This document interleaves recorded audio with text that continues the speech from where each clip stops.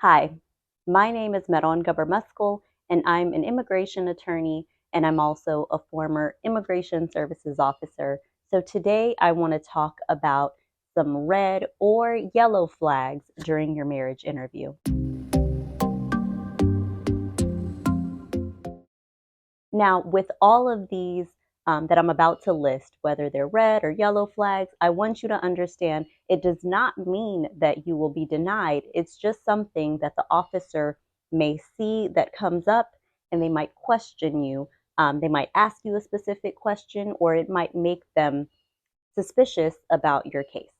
So, one, if you have a different address from your spouse, then that is something that they probably will question. For example, if you both have driver's license that have different addresses, this is something that you may want to explain. Also, if you live in completely different residences, you would probably need to explain why that is.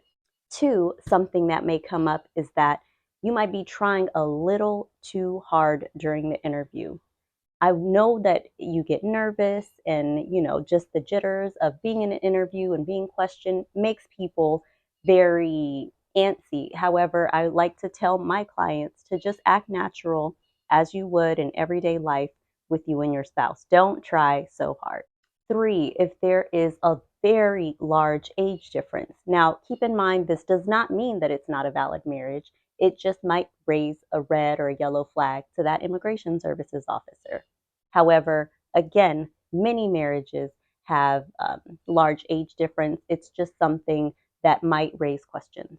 Four, if the petitioner has an excessive criminal history and potentially is of a very different socioeconomic group than the beneficiary, this is something that might raise flags. Again, I know that this is something that is very much possible in a real marriage, but if someone has excessive criminal history, if they are not working, and the beneficiary, for example, who is from another country, is highly educated and has immigration issues and enters into this marriage after a very short period of time, this just may raise a red flag. Five, if there have been extensive fraud cases from the beneficiary's country, whether it's in that specific area that you're in, that locality, or nationally as a whole, of course, like I like to emphasize, it does not mean that you're not in a valid marriage. It just may mean that there are more questions than the other interviewers. And six, if you have gotten married very quickly after meeting each other, that is something where the officer might question that. Again, with all of these red or yellow flags, I want to emphasize it does not mean that you're not in a valid marriage.